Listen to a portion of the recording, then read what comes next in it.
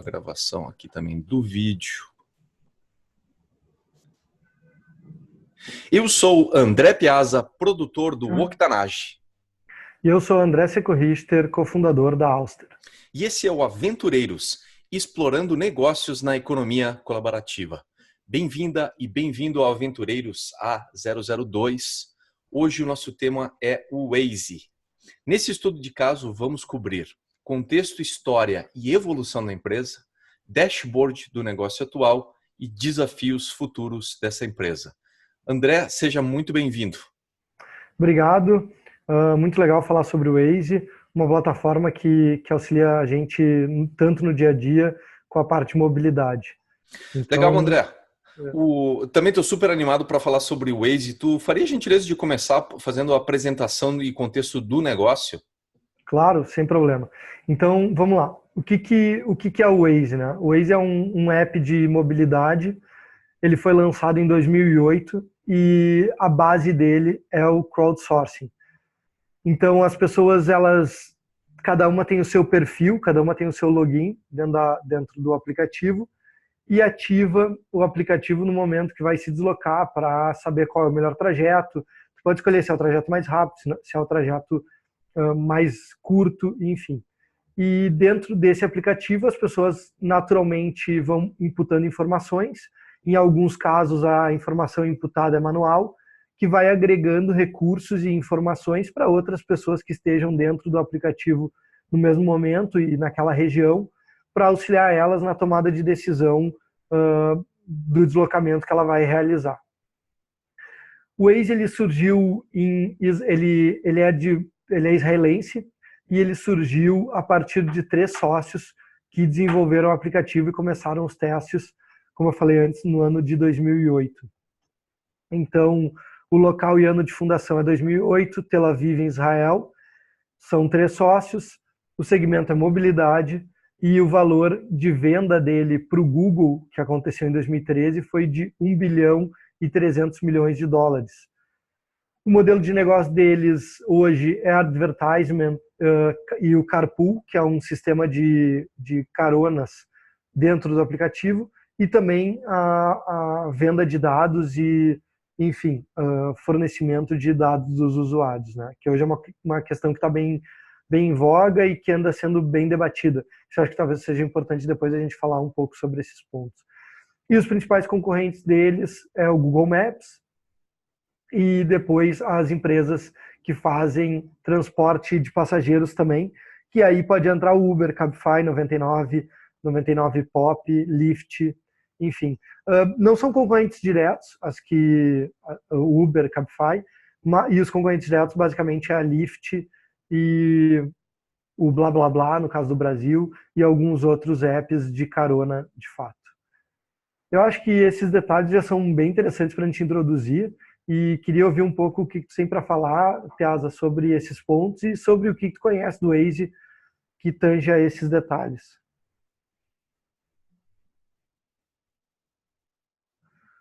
Acho que a gente está com um problema no teu áudio, que tu está desligado o microfone. Super interessante esse case do Waze, porque foi uma das primeiras plataformas a ser vendida por uma grande empresa e setou, inclusive, a régua de como é que é feito esse processo, não só de avaliação, mas também de venda para uma grande empresa, que no caso foi o Google. E até a gente pode falar um pouco sobre isso, mas super interessante, de fato. É uma daquelas startups israelitas e sabe, super interessante, porque eles desenvolveram muita tecnologia interessante e ali em Israel.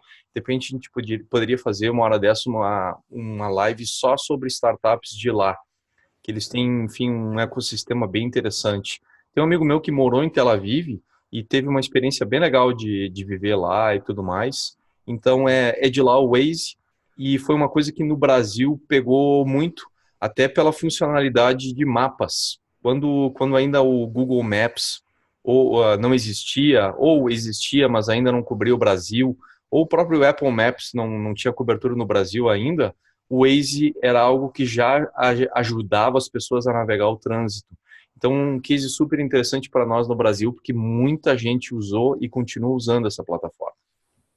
Exatamente. E ela vem do mesmo ano do Uber, né? Que foi que é um episódio que a gente também tem gravado no canal Aventureiros, e que mostra como a tecnologia que surgiu em 2007, com o primeiro smartphone apresentado pela Apple, possibilitou diversos serviços que trabalhassem com localização, que trabalhasse com uma alta qualidade de conexão à internet e que permitisse tu estar conectado 100% do tempo, fosse num ambiente fechado, fosse na rua, né?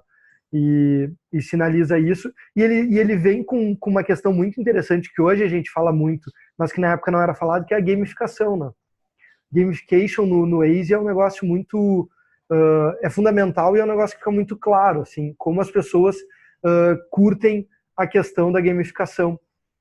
E outro fator que é interessante, complementando esses detalhes que tu falaste agora, é o fato de que Israel é muito forte em termos de startups, porque eles estão sabendo usar muito da tecnologia militar que eles têm disponível no país para desenvolver serviços e produtos que agreguem para a sociedade, né?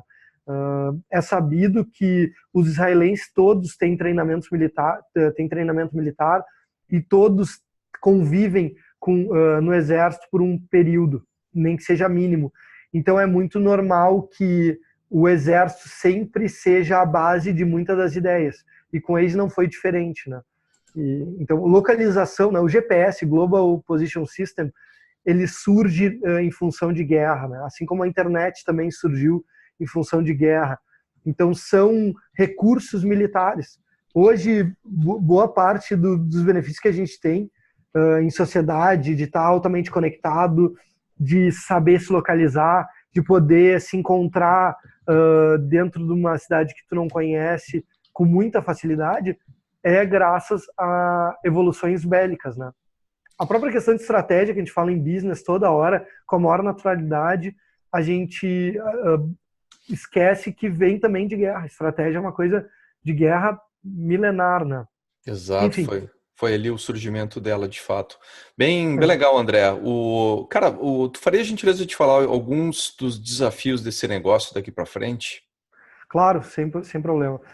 Bom, eu listei 4 grandes desafios, que são engajar a comunidade, escalar o negócio, lidar com as más experiências e a questão da monetização. Bom, engajamento de comunidade é algo que é fundamental quando a gente fala não só em economia colaborativa, mas quando a gente fala em plataforma. E isso é uma coisa que a gente vem falando seguido nas lives e nos episódios que a gente está gravando.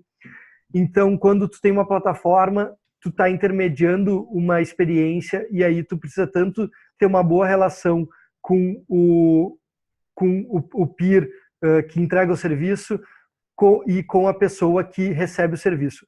No caso do Waze, a plataforma ela gira um pouco diferente.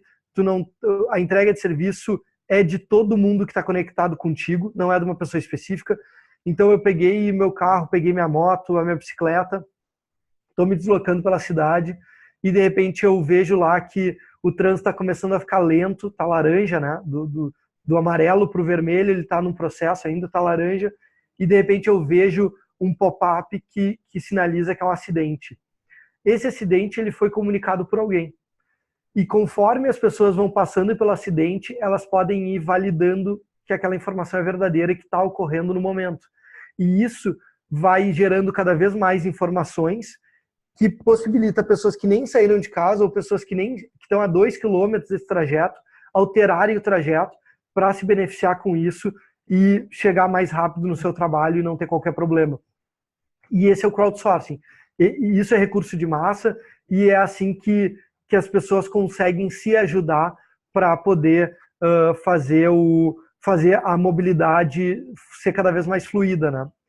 E é interessante, é só um parênteses, entrando no conceito de crowdsourcing de plataforma, tem a plataforma de uns amigos meus, que é bem conhecida no Brasil, não é porque é amigo, que é a Pluvion, que eles usam todo o recurso de plataforma e de crowdsourcing para dar a meteorologia do tempo, passar qual é a condição do tempo, pressão, temperatura, umidade, né, capacidade de chuva, quantidade de chuva em tal região, e são diversos módulos espalhados pela cidade, dando as informações em tempo real. E E quanto mais distante esses módulos estão instalados, mais fácil é de tu prever o que vai acontecer na região X ou Y, e isso tu poder avisar as pessoas e poder antecipar grandes problemas e grandes catástrofes, né? Eles estão crescendo bastante e estão se desenvolvendo bastante com o conceito de plataforma e com o conceito de crowdsourcing, que eu tenho uma admiração gigantesca pela capacidade que esses dois conceitos têm de engajar a comunidade e de tornar tudo tão mais fácil, né? Enfim, o Waze, para poder engajar a comunidade dele da maneira mais tranquila possível e mais interessante, eles trouxeram o conceito de gamificação, e o gamification, onde quando tu imputa informação com muita frequência, tu vai ganhando pontos, e esses pontos te beneficiam em bonecos com características mais legais, ou eles vão te gerando pontos que vão te ranqueando dentro do aplicativo. Isso hoje não te gera grandes benefícios, mas a tendência é que esses benefícios te gerem desconto em lojas, te gere oportunidades de ter alguma informação antes, ou enfim, tu acaba sendo um parceiro cada vez mais bem ranqueado dentro da plataforma do Waze. Tem alguma coisa que tu queira pontuar sobre esse detalhe? Eu não sei como é que é nos Estados Unidos a experiência do Waze. Eu não tenho usado o Waze, na verdade nunca fui muito usuário. Eu vou te dizer, vou confessar, nunca gostei daquele fantasminha dentro dos mapas dele e tal. Achava aquilo ali até meio infantil, tá? Eu sempre achei que aquele fantasminha ocupava muito espaço em relação a... Eu não conseguia ver o caminho que eu de fato estava fazendo e tal. Então, eu só usei o Waze durante algum tempo e eu usei ele por uma funcionalidade que tu mencionou, acho que a gente vai falar mais ainda, que é sobre o crowdsourcing, que é delatar onde estavam os policiais fazendo, digamos assim, com o radar de velocidade. Então, isso aí era uma coisa bem interessante e super útil. E para mim servia para inclusive confirmar, porque ficava marcado na plataforma não só quando eles estavam presentes, mas também ficava marcado na plataforma o local onde eles costumavam ficar. Então era uma coisa que a plataforma inclusive te dava como serviço, como utilidade, o fato, olha, não sei, ninguém reportou, mas aqui costuma ter sempre alguém, tá? E, inclusive, aqui gerou alguns problemas porque a polícia, o caixa da polícia começou a desaparecer um pouco, porque as pessoas estavam usando esse tipo de plataforma para evitar multas e tudo mais, né? Então, teve esforços aí do governo em termos de proibir esse tipo de funcionalidade e tudo mais, né? Mas essa foi a minha experiência. Eu lembro que o Waze ele era útil em alguns lugares do mundo, como no Brasil, ou de repente em alguns lugares da Europa, que eu ia viajar e precisava dirigir e não tinha o Google Maps, não estava presente, ou o Apple Maps também não funcionava, esse tipo de coisa. Foi aí que eu usei e depois, na verdade, nunca mais usei, até porque era um aplicativo que ocupava bastante espaço no celular. E não era como hoje que a gente tem aí vários gigabytes que tu pode adicionar, às vezes, de forma incremental no celular, era fixo, e tu tinha espaço bastante limitado. Então, eu acabei, na verdade, privilegiando outros apps, não fui um grande usuário. Mas posso te dizer que aqui, em termos de identificar os radares, isso aí eu achei uma baita funcionalidade. Legal, legal. Toda plataforma e todo aplicativo ou startup focada em economia colaborativa, ela tende a, no início, ser um pouco transgressora. E isso a gente vê em vários cases.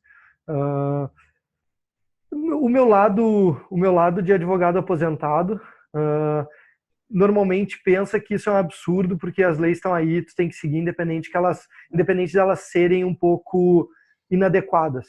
Mas o meu lado empreendedor pensa que o negócio é tu sempre trazer o que beneficia mais a sociedade e a lei que se adequa a isso, né? No Brasil, a lei é feita antes do que as coisas aconteçam, e nos Estados Unidos é depois. Então, os Estados Unidos é muito mais voltado para o que está acontecendo e para o ambiente e contexto social do momento. Então, ela se atualiza com muito mais tranquilidade do que a brasileira. Mas, independente disso, todos esses aplicativos que a gente vê Uber, a gente vê Airbnb, a gente vê a Waze, a gente vê que eles têm um quê de transgressão quando surgem. E o meu lado empreendedor, na verdade, é o que prevalece. Eu acho que é conveniente para a gente ir mudando a condição da sociedade, fazer a sociedade evoluir e poder ultrapassar barreiras e se adaptar às novas condições que a gente tem de oportunidade, né? Sejam elas tecnológicas, sejam elas ambientais, ou enfim. Então, legal. Escala, que é o outro desafio que eu separei. Ganhar escala para eles é algo que parece fácil quando o benefício é gratuito, mas também não é uma coisa que funciona tão fácil assim, com tanta tranquilidade. A aderência do usuário, ela exige não só que o usuário tenha muito foco em usar a plataforma, como também ela tem que ser altamente atrativa o tempo inteiro. Por que eu digo isso? Porque tu deixar o Waze ali e ele só te dá o caminho, gera dados para eles, mas para a plataforma em si não gera muita informação. A não ser que é mais um carro naquela via, andando a velocidade média de X, e que somado aos outros veículos que estão andando, vai dar uma noção do tráfego que está acontecendo naquela via naquele momento. Mas o grande benefício da plataforma é quando tu participa dela mesmo dirigindo. Então olha, estou parado aqui porque aconteceu um acidente ali na frente, eu confirmo. Olha, acabei de desviar de um buraco aqui que está gigantesco. Tem uma balada segura logo ali na frente, tem pardal 500 metros para trás. Quando tu participa, realmente a escala do negócio faz sentido. Se tu não tem participação, não acontece. E esse é um detalhe que é importante. Eu falei na primeira frase aqui desse desafio sobre ser gratuito, né? Isso é uma coisa que a gente está debatendo bastante em fóruns, em eventos, enfim, em grupos de Facebook ou em grupos de WhatsApp, a questão de ser gratuito e tu ser o grande produto daquela plataforma, né? Eu tenho muito interesse em saber como é que vai funcionar desse ano para frente a questão dos serviços gratuitos, porque a lei antidados ou a lei de dados ela é muito mais restritiva agora e está impedindo que muitas pessoas coletem dados como era antigamente. Então, isso é uma coisa que a gente vai ter que ver, inclusive, como é que vai ser a escala de plataformas gratuitas, né? O que tu acha disso, André? De fato, vai colocar pressão para os modelos de negócio, para eles conseguirem fechar modelos de negócio que são lucrativos e, ao mesmo tempo, que não sejam agressivos em relação à privacidade e aos dados do usuário. Isso aí é uma preocupação muito grande atual, porque as pessoas estão se dando conta. Quando o serviço assim, é um pouco de uma frase emblemática, mas é algo que coloca as coisas em perspectiva, que é quando você não está pagando pelo serviço, é porque você é o produto. E isso aí é uma coisa que as pessoas de fato têm que refletir, e é uma coisa que, por exemplo, para mim me chama atenção em outros cases, né? Principalmente o Facebook, acho que é o principal deles, é da utilização dos recursos, das informações que você provê, até do conteúdo que você cria, para você ser qualificado e dentro dessa plataforma ser mostrado anúncios. Então a gente fala aí com frequência, né? De fato, eu acho que o Facebook para mim é a escala do pior em relação a isso aí. As pessoas não notam, mas no Instagram, por exemplo, 1/3 do que a gente está vendo ali é propaganda. No Facebook é parecido também, é alguma coisa aí entre 25% a 30%, e é uma taxa muito grande de propaganda. Imagina se 1/4 do que você está vendo na TV fosse propaganda, tá? No caso a televisão, a própria televisão a cabo, que é o meio mais fácil de segmentar a audiência, ele não tem a segmentação que tem o Facebook, que consegue entregar realmente para aquele anúncio para quem vai tomar ação. Então, com essa especificidade, eles conseguiram montar um modelo de negócio que, enfim, gerou bilhões aí de riqueza para eles. No caso de plataformas futuras ou produtos futuros, o modelo de negócios vai ter que superar as limitações, então não vai poder usar todas as informações que gostaria, do jeito que queria e tudo mais, porque vai ter regulamentação colocada para justamente coibir isso. Neste caso, eu também estou curioso, André, vamos ver o que surge em relação a isso no futuro. Legal, pois é uma coisa que eu acho que está todo mundo olhando e vai ter bastante, vai ser bem interessante. É esse ano que ela entra em vigor, né, a nova lei. É isso aí. Bom, más experiências, né? Tem muita gente que brinca que GPS não tem sentimento, né? Então o GPS, tu ligou o GPS, tu ligou o Waze, ele te dá o caminho mais curto e ele vai passar por onde tem uma via, né? E se tiver uma via que for no meio de uma favela, que for no meio de algum lugar muito perigoso, ou que até for inadequado para um carro normal passar, mas por alguma razão está ali, ele provavelmente vai te conduzir para aquela via, né? Mas a pior experiência com certeza é quando ele passa por lugares perigosos que ele não consegue perceber. E com isso o Waze teve experiências muito ruins, né? Então teve um caso dentro do Brasil que as pessoas colocaram no Waze e quando foram ver pararam, o carro parou na frente, se deparou com uma boca de fumo no meio de uma favela e o carro foi metralhado, né? Não teve pergunta, não teve nada, e o carro foi metralhado. E assim por diante, experiências que não levaram à morte de ninguém, mas que geraram insegurança ou que enfim, teve carro roubado, enfim, péssimas experiências. E isso é um problema, né? Tu saber lidar com isso, porque tu tem que analisar os dados. Só que para analisar esses dados e as pessoas e tu poder decidir que aquele lugar não é seguro, as pessoas têm que imputar a informação. E esse recurso era um recurso que o Waze não teve por muito tempo, né? Hoje tu consegue de uma maneira ou de outra expressar, olha, esse lugar é inadequado, não tem como passar por aqui é perigoso e tal, para exatamente ele inibir, né? E te dar rota segura. Eu tive conversando com alguns Ubers logo que eu mudei para São Paulo, e eles, assim, eu peguei alguns que eram cariocas e eles falavam, cara, no Rio, tu só vai ser Uber no Rio se tu conhece o Rio de Janeiro. Se tu não conhece, não pode ser, porque o aplicativo, de alguma maneira, vai te levar para um lugar que tu não deveria estar em algum momento. Então, porque no Uber se usa muito o Waze, né? Tem os que usam o Google Maps, mas o principal é o Waze, e tem agora o aplicativo do Uber mesmo, que está com o mapa sendo cada vez mais desenvolvido. Mas, independente disso, todos falam, olha, se tu não conhecer o Rio de Janeiro, é melhor tu não ser Uber, porque o perigo é grande. Tu tem algo a salientar sobre esse ponto? Esse ponto das más experiências, ele é bem curioso, porque qualquer plataforma que você vai utilizar hoje, inclusive o Uber, ele vai inclusive colocar mensagens do tipo, olha, interpreta a nossa informação com bom senso. E tem aquele problema clássico, até antes de ter o GPS no celular, que eram os GPS enfim, que a gente comprava o aparelho, e era notório, era clássico, ele te dá um caminho que ia a lugar nenhum às vezes, ou era um desvio de rota que era absolutamente sem sentido. Às vezes acontece para mim até em outros aplicativos que em teoria deveriam ter um algoritmo melhor, ou até em áreas urbanas que, tipo assim, e para mim como usuário fica óbvio que aquele caminho que o GPS está tentando me colocar é um caminho que, na verdade, eu vou perder tempo em vez de ganhar.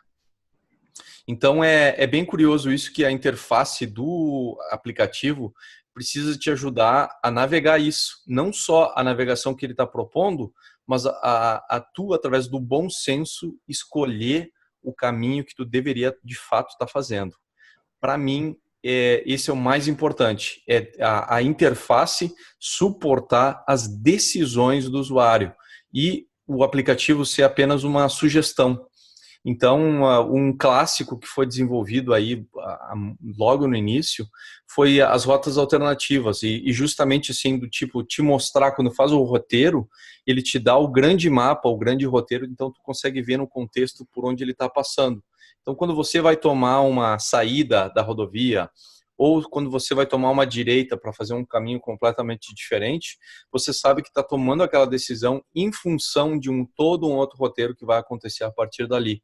que não é simplesmente um desvio de um bloqueio de tráfego ou outra coisa parecida, né? Então, para mim, eu acho que é isso. As más experiências têm um papel do usuário nisso aí e tem o papel da interface e tem o papel aí do algoritmo. Acho que as três coisas andaram evoluindo bastante, então teve conscientização em relação às limitações dele. Acho que eles estão melhorando o algoritmo também. E acho que a interface também pode ficar cada vez melhor. No caso do Uber, aqui nos Estados Unidos, o pessoal me fala que eles são obrigados a usar a interface do Uber, inclusive a seguir o caminho marcado pelo Uber, para evitar outros problemas de más experiências, de fazer um caminho levemente diferente e levar a pessoa por caminhos que ela se sinta desconfortável ou coisa parecida. Então, Sim, porque é muito subjetiva a avaliação também, né? totalmente subjetivo, tá? Então, tem vantagens em não seguir o aplicativo e tem desvantagens também. Então, para mim, a solução é justamente interface e algoritmo. Legal, show de bola. Bom, e o último ponto é monetização.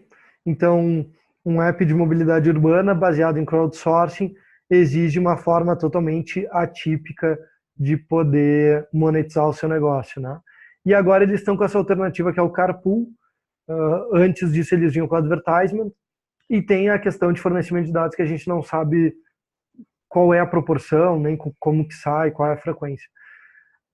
Ao meu ver, as duas são bem recentes, então não tem grandes informações, mas ao meu ver, a de advertisement ela é a mais rápida, mas a Carpool provavelmente o Wazepool, né, acho que é o nome, o Wazepool seja a que gere uma receita recorrente com mais garantia, né, com mais consistência. Porque advertisement vai muito da empresa tirar e colocar um advertisement e depende muito do que está retornando para ela. E quando a pessoa pega uma carona, se ela aderiu, fez sentido, o CAC acaba reduzindo com o tempo, porque o lifetime value vai aumentando, né? Então, enfim, eu não consigo ter uma opinião clara, olha, esse funciona, esse não funciona, mas claro que receita recorrente é sempre mais conveniente e a tendência dela é de vir de usuários e não de empresas pagantes, né, de propaganda. No final das contas, todos esses serviços da economia colaborativa que a gente cobre, eles têm essa característica. Você pode ter outros parceiros, mas isso aí, na verdade, é complemento de receita. A receita mesmo vem do usuário, inclusive a avaliação pela qual eles são pagos, aqueles 1,3 bilhões, grande parte disso é em relação à receita por usuário. Então, o número de usuários em potencial e a receita que eles conseguiriam obter através disso. É daí que vem a avaliação da empresa. Exatamente. E tem uma coisa muito legal nessa venda para o Google, que os fundadores eles fizeram questão de remunerar muito bem os funcionários que estavam com eles. E por isso que passou de 1 bilhão o valor da venda. A condição deles venderem o Waze naquele momento para o Uber era todos os funcionários receberem X em remuneração, né, em premiação. E aí o Google foi lá, aceitou a condição e pagou um bi 300. Muito interessante e muito fit com a economia colaborativa, né? É pensar de forma colaborativa com quem está contigo desde o início do negócio. Exato. Eu acho que isso aí foi uma outra característica dessas empresas. Não eram empresas grandes, mas que tinham isso como um valor. De fato, a gente está aqui, trabalhamos juntos e vai ter que ter tanto para cada pessoa. É uma forma de valorizar o time e é um valor que eles colocarem, eu acho que, enfim, faz parte, né? Claro, no final das contas tem que cair dentro da avaliação de mercado da empresa. Por outro lado, é uma forma de pensar que vai além do simplesmente encher o bolso dos fundadores e sair correndo, né? Então, achei bem legal isso aí também da história do Waze. Legal. Bom, e daqui a gente vai para o Visão de Futuro, que no caso do Waze ela fica um pouco mais limitada porque foi comprada pelo Google em 2013. O Google também é dono do Google Maps e está começando a fazer uma incorporação dos serviços, né? Muita gente comenta que a compra do Google, comprar o Waze, foi para melhorar o Google Maps e poder manter a sua condição de liderança de mercado em mais um serviço. Acho que é bem possível. Eu cada vez uso mais o Google Maps e fico mais satisfeito com o Google Maps. Ele está longe de fazer as funcionalidades do Waze, mas melhorou o serviço. E o fato do Waze hoje estar dentro de uma empresa grande, ele não tem mais a mesma visibilidade que uma startup tem, ele não aparece mais como um grande case de inovação, porque ele, nesse momento ele para de inovar, né? Exato. Ele acaba se mantendo como um serviço para agregar valor ao cliente e para coletar dados para o Google, que isso é extremamente conveniente. Então hoje o Google ele sabe o que cada motorista faz em qualquer lugar do mundo praticamente, porque ou a pessoa está no Waze ou a pessoa está no Google Maps. É muito difícil estar em outro aplicativo. Quando está dentro do seu carro, ou quando está dentro do Uber, ou quando está dentro de um Cabify, ou quando está na bicicleta, no patinete, seja o que for. E isso até faz com que eu pense que o interesse do Uber em desenvolver o seu próprio aplicativo é não ceder tantos dados para o Google e também ele em si poder cada vez ter mais dados para poder fornecer para o mercado, né? Não sei se tu concorda com essa opinião. De fato, tem várias coisas aí envolvidas, né? No momento que eles fazem a compra, tem um dos motivos para fazer a compra é justamente a propriedade intelectual. Esse foi um dos motivos, por exemplo, que levou o Google a comprar a Motorola, por exemplo, a parte de celulares, que é adquirir patentes, poder usar a tecnologia sem ter que se preocupar com riscos legais e sem ter que competir. Então, normalmente tem esse ângulo. O outro ângulo no Google, que eu acho que foi o mais forte dessa aquisição do Waze, foi justamente a questão de mercado. Tá? Então, fora dos Estados Unidos, nos Estados Unidos muita gente usa também o Google, o Apple Maps, mas o Google, na verdade, era bastante usado globalmente e o Waze sempre fez concorrência, talvez fosse até o primeiro o app de preferencial de muita gente. Então, de fato, se o Google quiser ter um serviço em que eles consigam utilizar a localização das pessoas para gerar, enfim, serviços, anúncios, isso de fato eles precisavam adquirir. Então é uma forma muito fácil de colocar na geladeira o concorrente, adquirir usuários e ter a supremacia, porque de fato as pessoas, por exemplo, vários serviços dependem da localização. O próprio Yelp de restaurantes, uma série de outros serviços de deslocamento, às vezes serviços que estão relacionados a custos de envio de carga e tudo mais, dependem disso. Então, para mim, sim, teve um lado competitivo enorme e o resultado disso é bem como tu falou, André. Eles colocaram na geladeira o Waze, não vai gerar mais novidades. Eles, inclusive, estão incorporando gradativamente e o Waze, a estrutura dele dentro da própria estrutura do Google. Na verdade, o Waze cada vez mais vai ficar mais parecendo com o Google Maps, tá? E não o contrário. E então, assim, é bem interessante que na hora que fecha a aquisição, uma startup que tem foco, que está inovando, que está resolvendo problemas, quando ela é colocada dentro do esquema dentro da caixa que é uma corporação, ela acaba ficando na geladeira, segundo plano. O pessoal que fundou ou acaba ficando porque tem contrato ou acaba saindo porque acabou a cultura e a vida corporativa vai ser completamente diferente. Então, para mim, sim, propriedade intelectual e a parte competitiva foram os grandes motivadores para o Google fazer essa compra. O fato deles terem pagado a mais para justamente compensar a equipe e tudo mais, para mim faz todo sentido também. E o Google não está reclamando nem precisando de dinheiro. Então é aquela coisa do tipo, no sentido de você é o produto, a gente tem que se dar conta disso, de que o Google aí não tá pedindo dinheiro para ninguém. Estão muito bem, obrigado. Então, no final das contas, cara, eu acho que é isso aí mesmo. E foi exatamente isso o esquema da compra do Waze por parte do Google. Legal, legal. Bom, Piazza, a minha exposição aqui está feita sobre o caso do Waze. Eu espero que o pessoal tenha gostado. É um case que a gente estudou há mais tempo. Dessa vez, agora gravado, ficou mais completo ainda, né? Que não teve a oportunidade de ouvir a live há alguns meses.